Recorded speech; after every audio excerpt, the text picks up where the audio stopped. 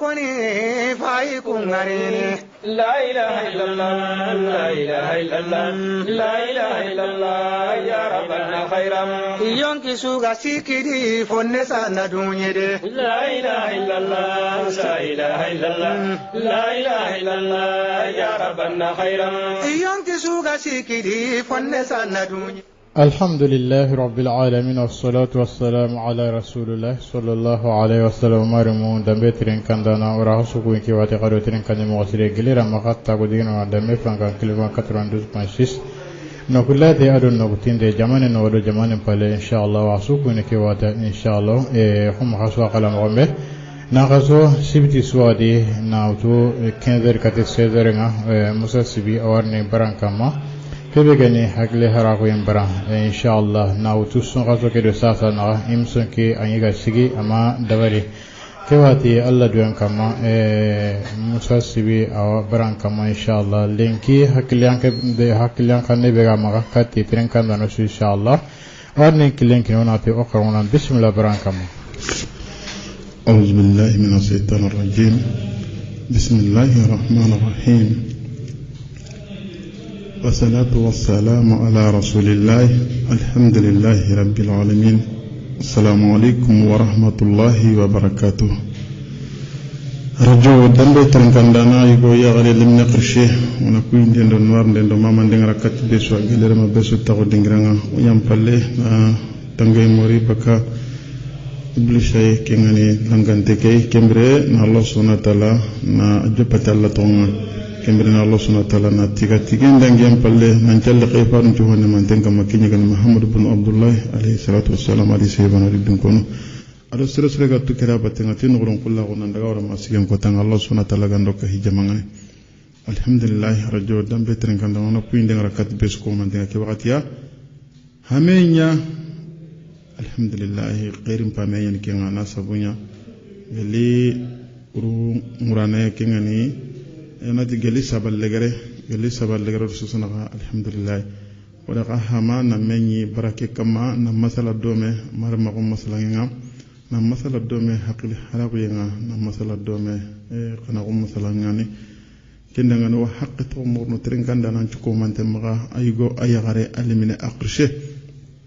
Allah subhanahu wa ta'ala diyen kama qarshri biga dome agare me aga kismere Musa Sidi Muhammad Traore margan kundan kon kalligo garu kwana dome lenki ona kuindi ngara katto qirsenga kingani basal muhaidra al imam marega al ghalisibi ono ogramo ado ona mekingani masire bacili ona kunyi ki watiya ka masire Hussein Tambado ona kunyi ki watiya al haji jakte ona kunyi ki watiya ona kuindi ngara kati al imam kante ona kunyi ki watiya yosefe kompen rondi ona kususu ko manten kunyi ki watiya aywa radio dambe trinkandano Musa Sibi wala gawadome hakli harabu yambara hamenya ona kawa na masala dome ona yambay mori mes ko mante maga no sabunya wakati nunga idangi ogan kawa na yambay mori nyame maga masala ke no gondi awo Allah subhanahu wa ta'ala makiti son qaso ke dangir son wada ta ko barabane ngane kondo wa duanga suku mante ndangani wallahu subhanahu wa ta'ala yagana qawo kibe hari min bagande wallahu subhanahu wa ta'ala yagana na yaqaw ulalinginte na yaqiri qawo na qairin ji na tagande katoy Allah gando kisi bonane ndi hoy qairin ji na kenya gande katoy so honunga ni barkindi no kisi amasibonga na qairinga na hutu katoy wallahu subhanahu wa ta'ala yagana kenga wallahu subhanahu wa ta'ala yagana onu haklun to komedi o suku mante qawo mpakinye angara mo qagonta ti qaqe qanyanati hakle oyani bane ona loti lagabane ona buguti lagabane sogal angara mo sogal janto yani ka kendi mo suko mante o ganero no gunende olete haklenga gingalle mo gingige ona raqe sondi ona to nanti ajope wakati nya gel sasa ona to hasunta gingige nga subri bane angana wutu wal masonya bane angana wutu sere ntendi anatu anyime wotu hari sirega makonanda anchonde menga tampakle ngato onatu sire sugari an kallem pakinga kebe anna kempendi kinga anna maganya sababa anga runo sire ten gondi naso wasoro kawadi ki wakati gana kinye miga hanqe migra gumarankate nya ginge ngani sugantenu ngani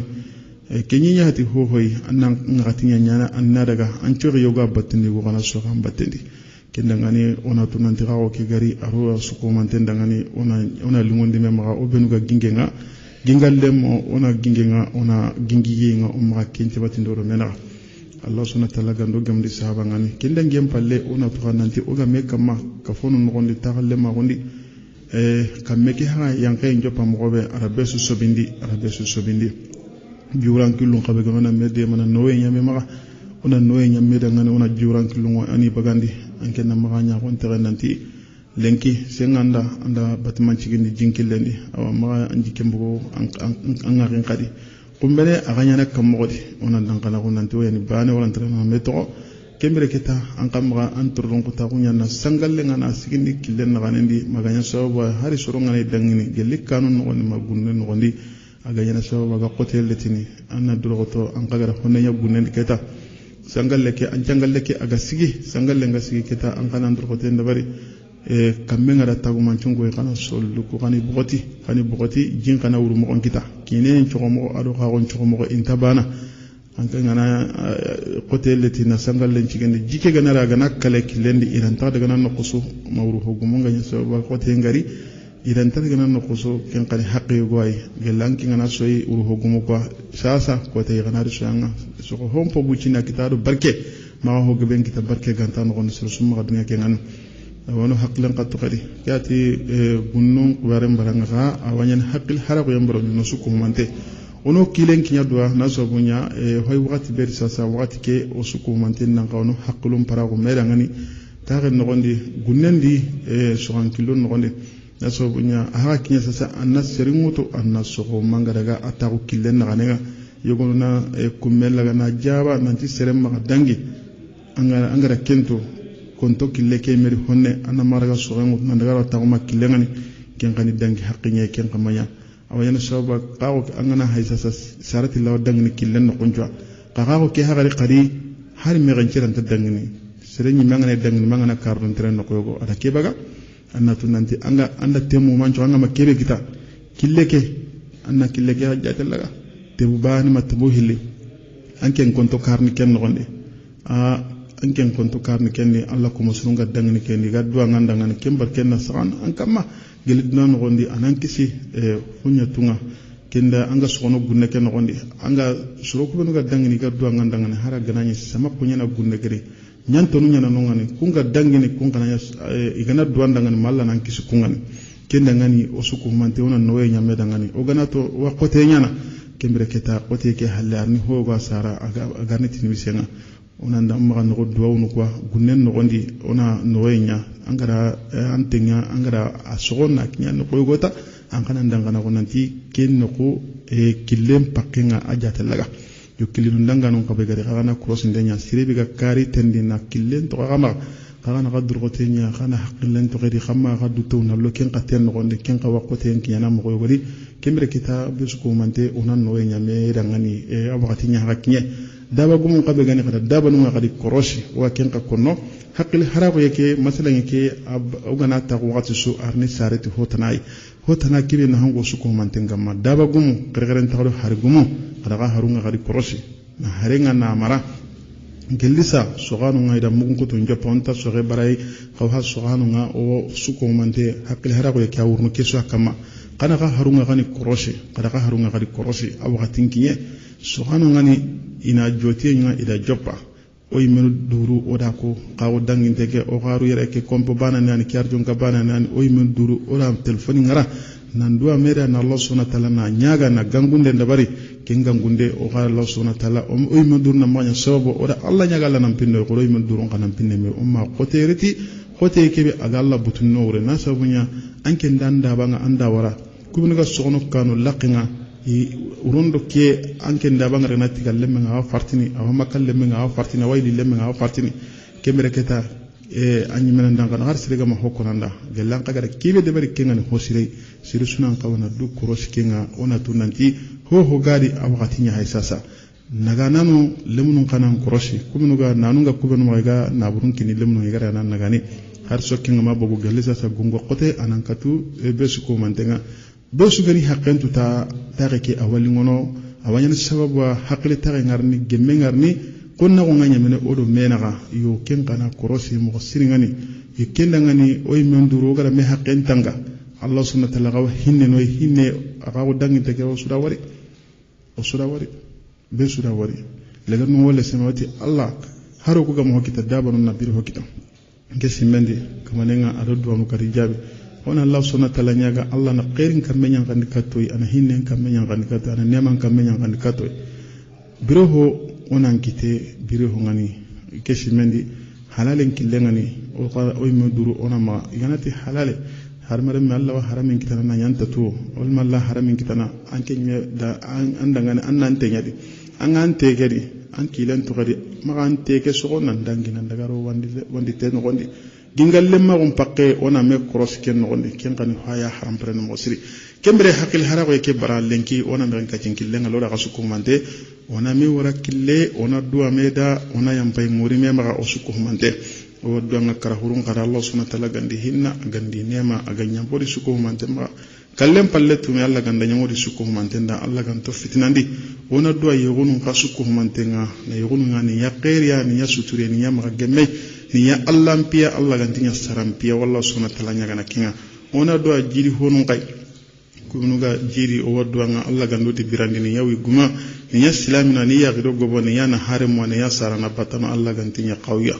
kembere ke taw suko mantona Allah subhanahu wa ta'ala nyaga Allah gam binu daga suko mantengani magan ka cinkilenga o warna awara masala ngenga anta jaribani kamalenki o suko mante ona me koni ona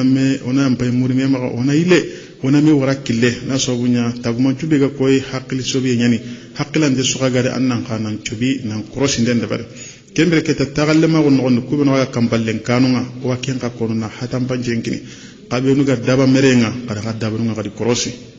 kada dabanu ngari korosi anga ringa anga nyini asangalle ngano koyogo arawai awa sangalle ke sigini ka qawo ke hagari jiwran kille ngano ngani kamenga na homu mo go wasangalle ka waqano nen anke nanda bangara ana daga yille menga ana ken kambo anke ta ho subaka kendi iyo gono kana dutewna na daba ke wasanante andaga anke nda daba nya heso hadamare menga ye kembere kenga humbe no gon corona du korosi kenga kebe garneti foy aga Allah subhanahu wa ta'ala butno royme durun kana ma nya sababa o ga fikinya na me na sabunya anki nga kebe borondini Allah subhanahu wa ta'ala galenda ngem balla jikenne iso ambokay anki na duto na daga kemborondi angana kemborondi kinka nyana kamodi yo kemere keta osuko mante awa kemere keta ona hakli nganden kan harsa kubenu gagara sangallu cingindi qolun no gondi kana gadru gotenya keta wati alhamdulillah kana akinye ona krosundu nya sangallu ko ikinye bogotinde sire magati min musong no nga agana buli anke ngana anya gonta kana sangal lege to sikka no nanti na do bullenye maganye bane haqqem pay debem paqqem bana jamam paqqem pay akemre keta ora baras nun kasigine na tambo mun cigini nanti tambo ko nan cigi ina nya sababa inona ha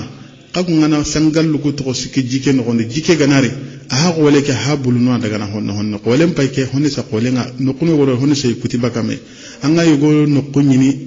tellement que senginga aga gabari abuli nambuli ka kesu sangalle mpa sikinu ngan kembre keta hakulun nan to gari sobi nganya o ma waran ma ko wole ngari na kunca ngallu nyano gondi maranu kabe gari kanan ciki kasigiranu kengani debugumunga kasigiranu kana gangundun deberi kana kurosundun deberi conseil no kanan ciki kasigiranu holunga kani korosi na sabunya tagumanjunga ikoyer no kunne na go surenga aga ketina na habe kinyo yer no kunne qolu ku gana buli arneti o danga no kotenye angara worona tambangun de ber qurana barasun de ber barasin ro jinye jikira aga kitendo kilube no cross ndenya awa ka gon bagare itilole ka hakatinya hisasa itilola nan tuko mante nan kawana idrotenya kembere qolu ku khanungani na yitenga na loli aganya na sababu agode mana bon yitenga na go bonno ko be kinga na sababu nema nga agari yo kembere una kusu jatelaga marano nga nan cigi sigiranga aywa ogana hay hari o maga kanu ko ngondi kada khagiri kana nyala kana lagalle mu ko kani hay lagalle mu benu ga kanu ngondi kengen gumbanu be ga kanu ko ngondi angana kanu ko ngondi fa ngani ni goda sangalu laga ida kutu gumban na kane ngondi jingana re ka ngondi agan kawana ndangi nyege me ngana re akale ne aranta daga na kenyege me gana kale kita kembere kenya hay ken jintuntuna gar gana mahalle magara soron kanu ngondi marano nan cigi kingani debe suko mante oga kirme gangu ndebe wala kati kispe suko mantenga debe mangun nan jigi kingani conseil nunga demunde gumo inan jigi awa ona muru almaminun kamagena hakiliyan kana ya kutuba nundi wakati be gana kinye wakati be aganya sabu haramanga katana jatel laga akama naso bugana wakati be almaminun kana nyangana kutuba nyankani kenga ati kama naso abunya jimpi ke gana koto wakati numa aganya yegonu gada pandi mutu nanti angana jimingalu lankarna yegona gumangutu igo nyagana nga kumenja bayere ama kinye kenga ko yani sa ko yani habo yani tagallembam munasigi o yakundore munasigi iga siki go hayma yogo gari na kanin kitikati yogoy ama kesu baga hakulu nyanoy ono hakulu ko ni jakambagandi o gani jakambagandi taga ke ona ketina kilenki ni junga jaten na lege kilun kama jingan ka bakano nobe gelli ganni ta deben ta gano iwa deben nyam mogonto nalla waroga wakati no ben sasa iwa deben nyam mogonto kurosi nden nan dabari angana debun no gompay jinga wurundo killu be no kun killu tuinten kun killu ga tuinten gani kembe gelli nyega me serebe gara dutaw na nyega men jogu no be na bulu gella gana serebe gara sangal len cikino no be na bulu gella gana serebe gara no ko be honi nanti kenin gani anken kanya ne ma debe nyam kurosi nden na nyakesu ko mantenga ma killen nan kini jinga wakati nga wurun kamu nganari boroni le amara hen so baga be sula samam kembire waket ndenga lakati be su ko mantenga alla gando gemde sabay naren ka cinkille 21 58 96 04 radio dambe jumbo marena 92.6 sirebe no kanani igana masalan kewtu awaye ana dret nyoga wakati be hossasa har sirebe ga dome Musa Sibi jumbo marena technicien Mohamed Traoré on a tan ndangiti sugu bucine oga masala ngabe kamalengi hamanya la ilaha illallah la ilaha illallah la ilaha illallah ya rabbana khayra ifofo gallinga gada dunan ina warallada la ilaha illallah la ilaha illallah la ilaha illallah ya rabbana khayra ifofo gallinga gada dunan ina warallada. Assalamu alaikum warahmatullah. Assalamu alaikum warahmatullah. Assalamu alaikum. Assalamu alaikum warahmatullah. Nka cinkilenga akoti 21 58 96 04 radio dambe jombo marena 92.6 corona ngirindi onami warakille ona ngirindi o yani bane taw nogon o ma wara magana bono brambe kembere keta ho itintenna kinyeme kempati a daga mengani debun nogondi mani gonga kotono maga ogan kawana akatumei tare ngani kawunga ali membagandi kandaranga akinye sore nyime alhamdulillah so anjento honno gunenga ajope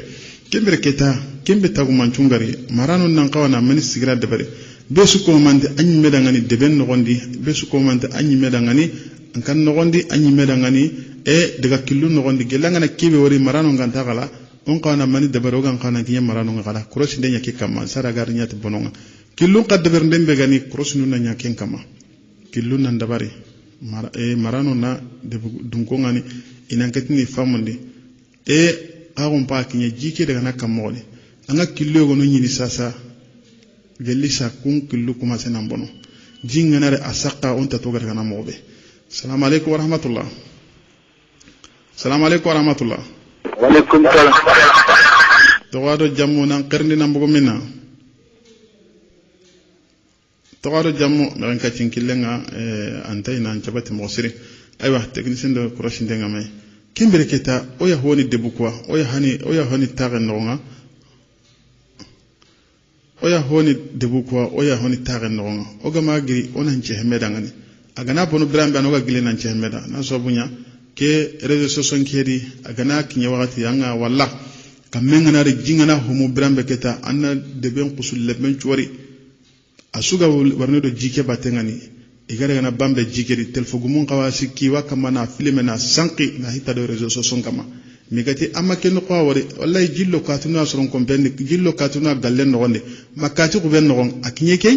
jike ga bakaru killu beno kun killu tuinteni gelli ganni ya ganta morne kun killoa gesi memaga on kawana ya ga muru kunga saraga nyana nan kinya mo wori moy mi durunga sage na me filme o gira nyagaru o re nyagaru wa ga yagaru o yaqu kunya fata durunna ngilli kamenga na tere iga urundo jingani o gana ile kamera ngutona ken filmo na hete réseaux sociaux kama yo kembere keta kundi men su ko mante saruga kinyene kinga ona me wayba na me lebunga na me sankdo nay donc sorono wari o kubanu gasoino o ganta ka wonan joy onan ka na kusu kurosindun ka fo kitema na sabunya kunga gatinu ngana kinye ita u manjunya haike oda ngari ka ko dangin teke jilli no kuno gono kamenga makebe baga aji ndakembaga na sabunya jinkon to kille ara bonondi ndon dabare taxu noxonde kunda bano noxonde taxallen curu kubenu gañi meda wurondo ke anya sababa jingara bononden dabari iyo gonoti jin kille kenta kini jinga yala obi cha kinye kenno kwa ahata wakati nye sasa gelli kine oda haqilan kanden dabari ka atagu manchun ka kinye on ka wana haqilan kandon ka dabari kilunga marano nanchi kiluna dabari umma kilunga ran nantana kati galla khinye ona wakati nun koni jaman nan bogu ke kille hulana amanya ke wakati ya sir sugari annan bogu be sugi ngatu kille deberne baraje be gade har sirega makono tuwanun kunga kentu oda kwenko taako kunu gondi o garam monon ka be gane kingen wal maminunga ina nyangana ira kon kinyana ko mo siri na sabu nyaka wonga na kinye killuko wakati no anga walla killunga bono har al mami nyimme gana gritiwa telle mishirin de salle kan no gonde awala semene atelle kan mo gonde al mami no nyimme killunga iwa bonno de gumu nyimme killunga iwa bonno e kembere keta be su ko humante ugana ko humame yala killuko gana surana hanta so akamaba killen kasuronde baraje be gari anga nyini de ben no gondi uru honga yugo maga kan no gondi uru honga yugo maga kembere kita gorat nanti killen ngani iganati killen churonde ngano gelle xese gana Allah gan tara gana lemunu ga kan no gondi uru hobe gam maga akon nanti lemunu kala ke uru hu to garan daga kandaga ke killi dunga kandagi dema gelle ko ci agarni ma dore agarni kenna gana naro killen no gondi killun nasro killen nan kini jinga jinkana ketina daga mo sirendi sara ganyana nan kinyen ko goy magariti bononi lengan jinga nakale anan dangana ho gelan kingana so ko tampa khlen ta undem angani amme kibe wono ngani hakle ta ganti dangani jinga nakale atuntinia anje nga saka nga kankane Allah ga hande e yogo kurukuru ngano jillo ken no goni ay lenda amaro kinga bimini jinno goni yala hakle ta wanke ndakende anga ganyana amara meyani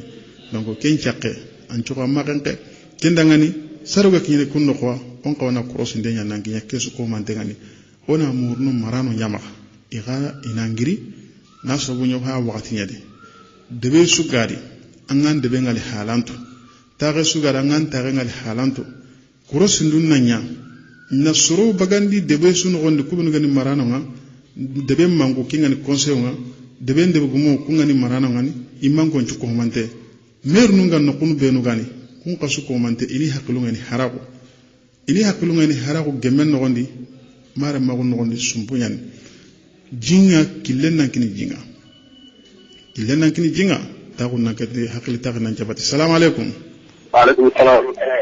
to wado jammu nan kirni nan bogo minna alaji ga ku dalani gako sarama alhamdulillah goliyana wala tigana sorosinda gako to ko mo mugide aha akita na mugudi kiluna suna hawo na kafin da kabaganni wasu da mali na kasu shi kuma na kasu na kati amma me soron nan ke da gare goyi an walla kallon na gili ta kullu yo gora wa ayi wulun kun kabaganni wulun ji a woro kan da kinga ayya wani maga nyege ne daga ma kan no gondi ala ke soro jinin no gonga aywa an ke bagar nan ke da aka ke da ika da ka ku beno awarni kan man toron arona bo ande yango kita mamma yango kita yo suna kin cross golen no gon angere gana ko den sunya kin na ni ba jimiri kin na do kar tanu ni ne ke da gara wara kin no gon wala jimiri ke da gara wala salla ro ta mi kin no gon yoro kin ji no gon ga ku bana kadi ni gana ke kin ne ni kan ji kuma na lawo on ta fini de assalamu alaikum wa alaikum salam amina ya rabbi gakko laji gakko radio dambe trenkanda na qorani ke ona tandanga ni gakko ona jallana sukunyan to onde 20 58 96 04 saru gakinyene nanti oy menduru ona dorki khanum bagandi do me batengani yala a wakati nya hati sasa o kan qawana nci heme dangani daba marano ni drogote yana daba no ngani cross sabunya o warni kinye so ganjerntom baranga ko yeru nga menu gara trenga mo be xaxu danginte ke e mari nyagale gunu na qirndi o maron tipigelle kampano ngari ka o konto lagaya kita daba marano ma ikembere kita daba marano ina korosinde ndabar daba nun kilunga ina mbogo sogalo igana jatel daga kesu kamma saruga kene sogano baranga lenki aswana no gonde angane sogono daba nun killenga anan koros daba nun killenga anan korosi wakati no kunchu hati sogoranga agana koni nanti kada ke kille wara daba nun da anke mba ne ma killun qata gonde bernan daga sogono ngan kinga ina sababa agarni te qote ngani kembere wa murno besko mantemaga ona nurun kullahu nyana meda tageke o swani bane agana suro asuro yayi agana bono abono yayi kembere keta gasuro no mogobe corona kenya ya gamoro ona muruti haklenga ogana muruti haklenga ona muru nanti a karsa hay kudigam ben konno gella gana yin habe giya ana hanga sir hanabe mekama kenni ken karsa mena sabunya mania debe sugara nga tagede anga sir sugara nga nokogo ka ogona haklu ko harago ni koymeti hakli taranga ni koymeti gemengani alla duyen kama antar nyati gumarankate ka kesu komante marano kai ganay gilli agana har sirebe ganay angara killengara imma ganya nanti nyani marana ngata kebe galinginda kala papita bakatun ayi amare hoyani ari haklen koyme akonara ti haklei anakati natun nanti a jari kigere kede bari ima intatwa lala arwayana sabwa agara wa har keme sire na iwara kille do kencha hongani halmare me angana honko yeti haklenga awayana sababu agadu ngena na angana ko yeti fanganya haraga na yaga bakanu ngani awako teletin kemire krosi ndena nya kesu kama wa morno gunno ko benuga shangallu cigini no koluku no goni lambe no gondi ini drogotenya ina krosi ndenya kama kolelli wakati nga atinto sirema warana ntima kole nganari shangallu ko kinya bogotinde shangallu cholle angana warana ntaw bullelitini bulleke wo hosrono anga lenge yala na kamo men me haramare me ana ku ana ho ana men bonno ni kungan ona krosi ndenya ken gelanga na da ange uso ke suro irigi ana bulleliti ange muson ciro de ken namba na ire amme men men anongani kamo men me haramare me no agari hajum borondi taganna haqilen para ko na kenya krosi duma magany me bane na hampay jaman na hanya hay angana jaman na hampay ankenga soho kebe sogonawa barkene awanna hana jama ki ga na duanda ngani awanya na sabo agan tallande mana abarkero nan pinin ngone hankinga na yanga kitenanga nyagalen nanta ange uso ke irigi ke alhamdulillah arabulle liti amin ngara sangal le kere arabulle liti yabo anda sangal liti anda ang bulle kere agara keme sire kebe haju moronde har kunga ma hokonanda ona tunanti ke keme sire gara butun kasa kebe nyangure anna tagannan paklen jakambagani kelli ni mané saraka tanke ni may kumbene yo lenkang nyagali yala ko menangar ni soyba yo ken paklen nan krosi besu ko manden na ken jatalaga nan ka kinkille 21 58 96 04 radio dambe jomo mar na ko gara kagara mo be lenki masalan ya ga wurun humbe kama kenni e usu ko mante o hama honne o ga hama humbenu go magataga nogondi osuko mante ono hakulu lari ona koyme ogana koyme kenga na sabwa amawru nanti sebane rakatnde khande ma ayi awruwa oga taga nogondi taga nga oran tarena na metro kebe ga hosronoy ona koyme agarne ti sure ngane ona dabari kebe garne ti bono ngona wara assalamu alaikum wa alaikum assalam wa rahmatullahi wa barakatuh to gado jamuna qirindi na mbogo menna allo assalamu alaikum wa alaikum assalam to gado jamuna qirni na mbogo minna ngabaka jumbo marnere aywa bismillah alhamdulillah barakallah awi mu ko anyala me ta kuma kan c'est important tene terawu ka ujowa kwa wa bawan tigi wa ujowa kwa am dire tay bab nani tene munde bo donc debida aéroport quoi no monate tigi dia te tamia sera pa o kololo de kata donc nan bi so am de tali an ko o yoro ni ko be وبيجي سبب يك هذا دين كابوكاتي ترى سنة تاكل ترى وبقى مرات بقى تقول لي سنة تقول و سنة تقول كنا يبغى تقول دتاي دباوين و donc comment vous pouvez faire oui oui ni donc en BD training donc comment vous pouvez faire oui oui ni palu ka kalne bon ani itu mu yala lu di panga de ta bon dem ni de wa di dem ci numa de kana ye bo dem ci ni territoire duma ta yoro mu ta donc quoi au de la ni binake donc en kay yoro ko voilà au donc inshallah wala li jaranya ebe mesika to ni jamudo ne to adamali inshallah mi dum ma ali inche inshallah wala li jaranya wala ile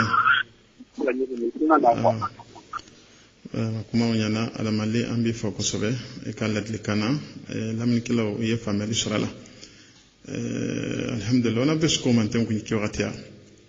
kenda ngani uga jerebe kam harsa uga qirni qanni gabe walla katti kubanu ga tamisa daga ne ngaki waqtiya angana ngari sangal lengaro kolen nogondi nanti musonyani hota na soyete ganani oga besu gan tigi sira ngati telongon ta ko ngakenta yana sangal le kemara to ho kanne tamiso gumo kwana kembere keta oti kandaranga ari membagane honi sa qolenga ari ken qole bichari yogo wan ngurun kullu gonyana wal ma yogo afamuno nanti alhamdulillah kidigambe ko manyi ngala to awara ni sangalle ke anaraga bokoti adanyati mena jamanna ha yo anke naga naga be gani wal ma anke tamisi gume be gani anga cross inde yana kinga na ken changalle bokoti durgoto ankan kanallai ana masollo gora goyana tangara na ke nchoko kerega nandaga anta miso qur'an gondi nanti ala sangalle nya bokoti boron kanallai ona durgoto na me haqqin ona sigini anka galan du to nanti angen da banu ko an kotama anda aringanda hajum boronde aso ke aga hatana rana ana kame men me harmare men na agina hana akenga ali usoke ara bagandi awa ina mollo drenga na aso awa ina fatata drenga awa ina so fontana ngadi ahade taso anke ma anyare nay me bana ingolanga guneke no gonde ka suro men menano ibira donga jongi ke ana mollo dreke ana hatana gaga awa sikiti lemun qarangenga awa sikiti lemun beto hatadenga awa sikiti lemun jarandenga kembre anke kada dute wanda ke subunondi ne labane ona drogoto na magaro me haqqan assalamu alaikum rezonga ama sabati malteli kamenga na tero magare awa qotelo no malteli gbarani mosingani asmana ke pamte no magare mosri kembre tamisugume angana drogoto anama sogana ke anga anya gontana anga ronadi anke latini nyaare na ke bana yin kollangani hay sogo ke be sogono aga kebe surondini anke tato aga kebe surondini aken chogo kere aga kebe surone haran ken tabanu kumen no sugana gageranta ken chronai kenda ngani anna rabbutun qasai anna rawu nyaago anna le semera kamma kinqa ona du korosi kunyange ngani taare nogondi na so bunya kinga tamisu gumuka ho geberi daba gumum po gebe waken nogondi awa tagalle magun kado waken kasukono gelanga na ya haranga antenga gana durogoto ankanya hore annanya timmante annama antagalle maga anna jamba angatu angara nante ke gaga kebe ampara nante gaga kebe akullenga nanti ampa gaga nando kebe hagingalle mago humbe hakente ndi kentanke mago awa daba gumun qabe gani tamisu gumuko allan kanana na logo wana kinka kono na fatambancin kini nanti tamisenga ndake bana gaga ndugo na kambeke asiginte ngai merenga tamisenga duteun na lo tagalle manten na amaken gaga kenche babunga grikoy ambe garan kalle ke gaga maga wujunu karagi wujunu nagati maga kembane hay anga ngake anga abutun qasana anga wonini hara gananya da raganta hokonno anan dan kana go nanti allita te guyenga kembire ona kun bogo o gollu no gondi humbe ganyan sawa na taga na kote leti na sabunya anke ngana ya nan tampa junteri akenga wini gunne kida ga kiranga gunne kida wido manai awido manai aso o ke ga kebe sironai sirebe ga tiwa birani halalenga iwa birani jabarenga ona droto na medema ona kinka mandema ampesu karapila gundo feye ndo gara kongenga anda famu ampesu kengani korona droto oy men duruko o gara sirebe wala gina gana jitna ga mulanda ga kane gelalla ga tadde mana ma bonondi ma ambane na hampai na jaman na han tono ngani kembere keta lenki ora ko masala ngo wurnu kun kama qoro duru oy men duru naso bunya awatinga akinye kamenga na tagata tamiso marano nganto ga talanja gono kenyedi assalamu alaykum wa rahmatullah wa alaykum salam to gado jamna kirni na mbugo minna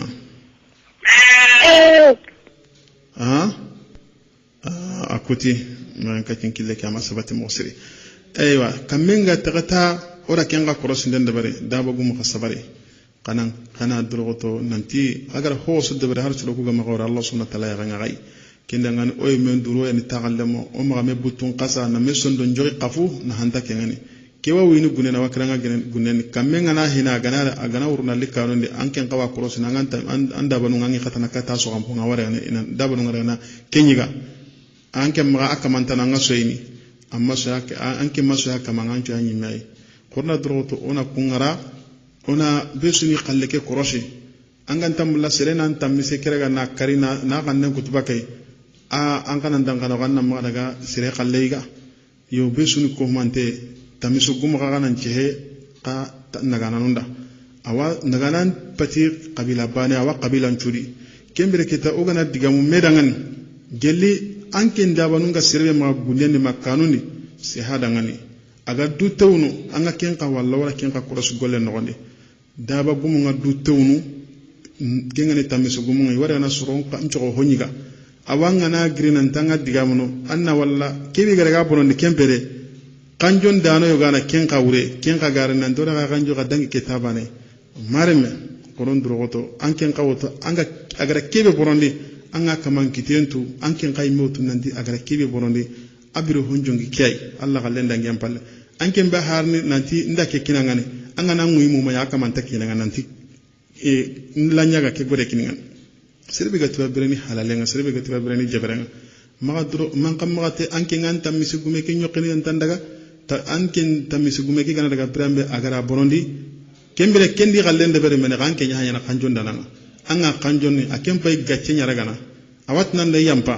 to rebe ga sonda me anke lanta kem njarna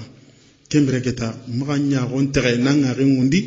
nanti anke qalle bucineke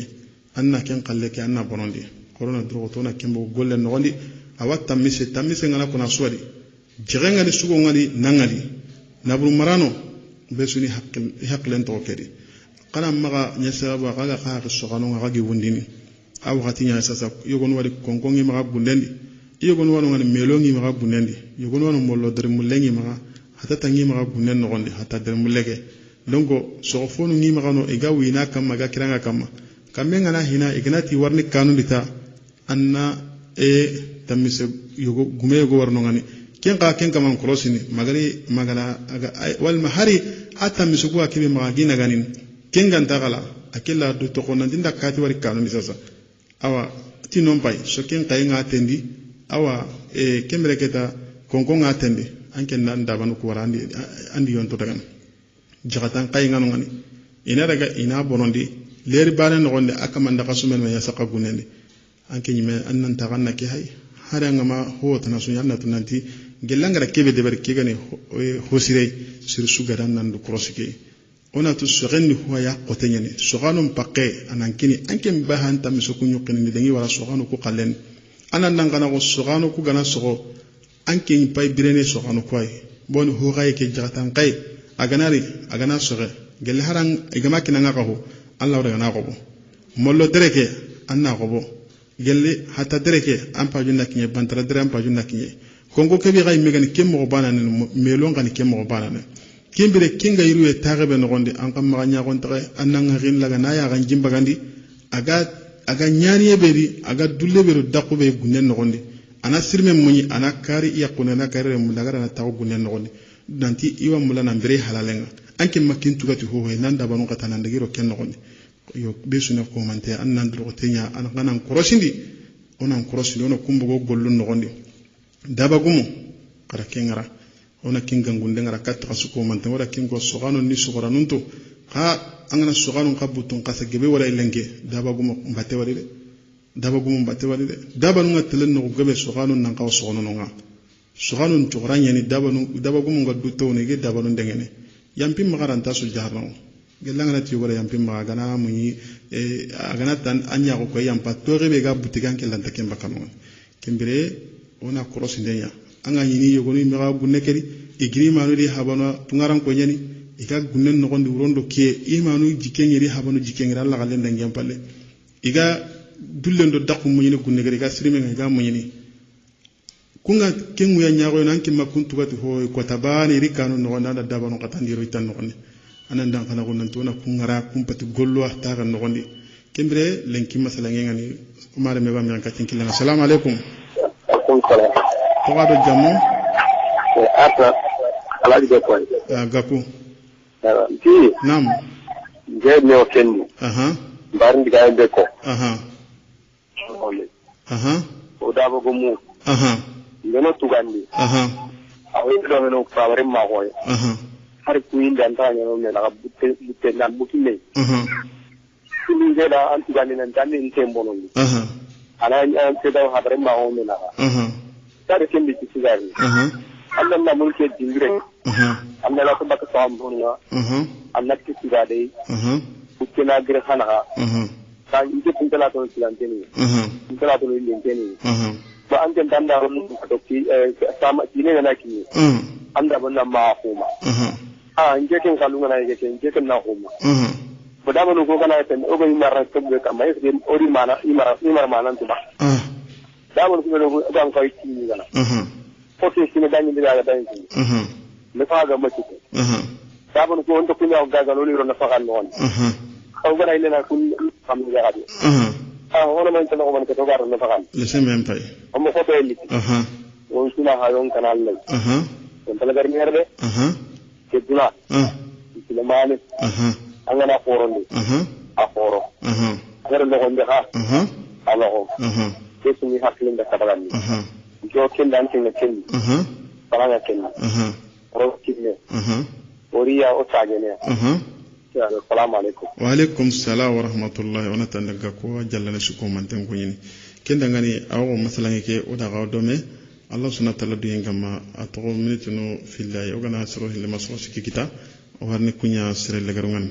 kembe o shuko mante ona meddi ma o ga kata taranga hakli taranga no mobe o men duru umma ho dabare kibe ga yana shoba ga kunna ulitino ro mena assalamu alaikum wa alaikum assalam ko wado jammo kanute TV alhamdulillah kanute alhamdulillah kanute kajam ma ghair bane torongo sosoma woduwa nga furunda harne nema amina ya rabbi ne kaburu noro ya rabbal alamin sine musi ko arno kifari amina ya rabbi fangenga na kufi Kofo ni korenta woni.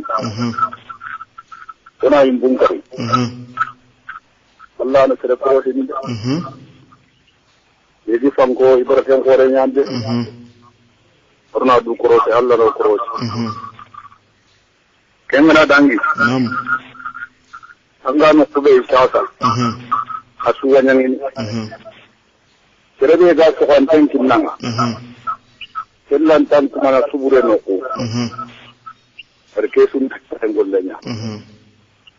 ancora bale de suda angana kara fo fon tanda ni ke subure gafe demma kinne fankoy de on pinne lay sen ko tan kenan gi jamme gi la marna timba katerinda soroni iga jabande joko atoko fuka ke ayima serebe ga no murno serebe ga tiba no ngono dini oron kana lay on pinne may anda funu hulle ngari ولين كشريو شرفني حقوقه فنون كل سجنه أرو قوقي كم باني عندودي فتا كم قال سمنا سوغا فنون كلنا لينكاوي أيوة بنون جندل نقو أنت غنترون أمغا أمقرون أمغا أنت رنجون أمغا أنغا سقنا نقودا أندين كتلا أني لله كارنا با hari gana kaso kutu ina ranton ogan ta Kenya kini warki ne ai en ta kawade la do da tangal duma la do da taqaddum men di tibi kin gana bonon dindi daga na do gana bonon dindi an kinna burgume amma guman ko ken kamma anyang ko na guman jaka kam amma guman jaka kam te gumen na li ka bankenga an ken da ken tibare mu to an da kiri te gume ke anyi mi anda du le kindi andanya sunede kanaka anyan da kiri ayo na ina nun bai ikroshi ina nun bai inagani mari menyari kuin tamulla tinlin dinaga tiganari dinaga agara kite kenna gana adi aguman jagai ma kanna wa Allah hotna wu orna hakle kita أيوة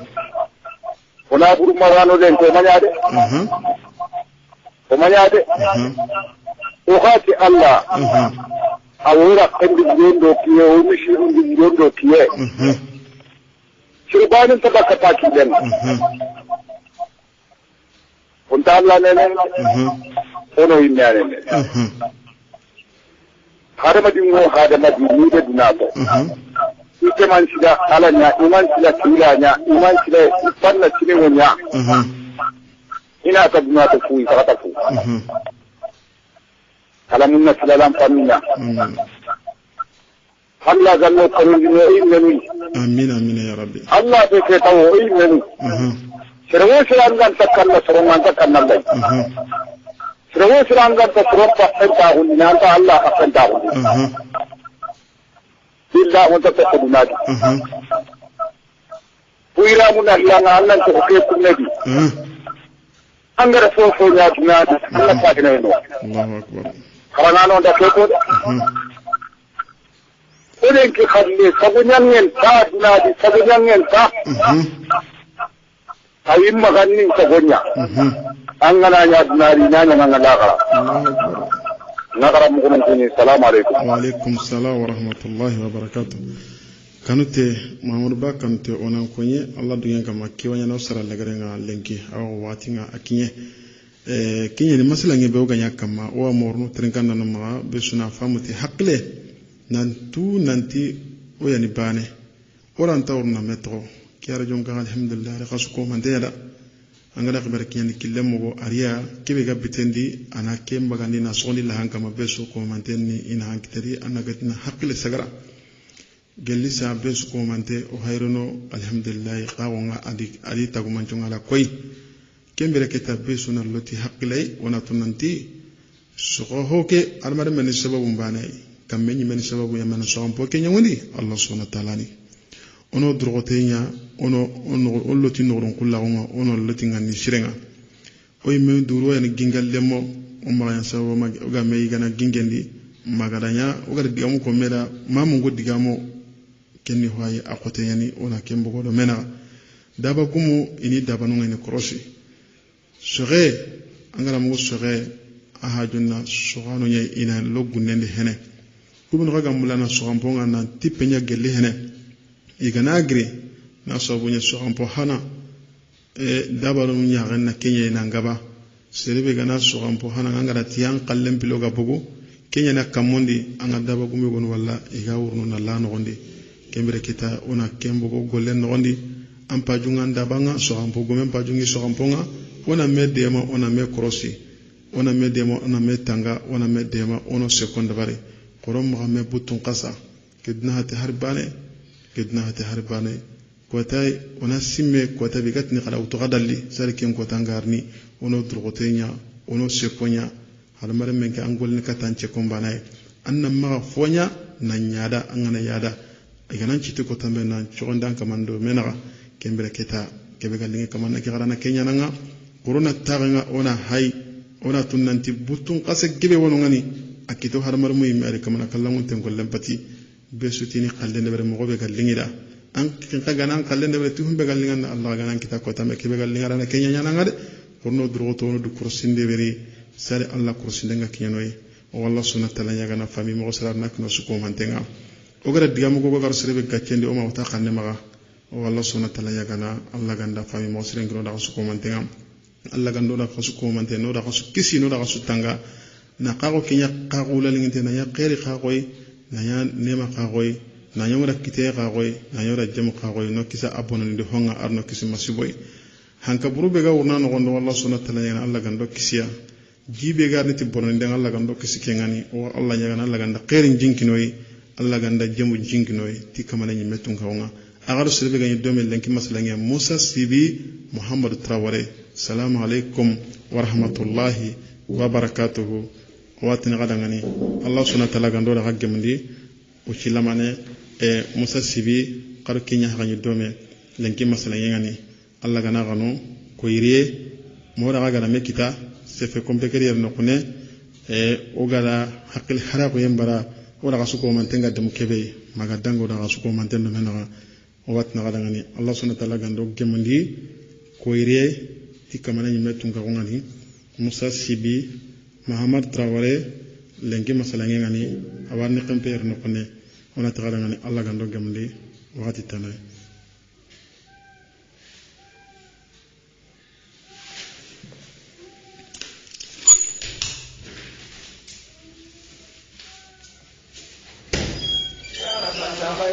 أن اللي كينا كيوانا بيرا بسويقة تنقرا لا إله إلا الله لا إله إلا الله لا إله إلا الله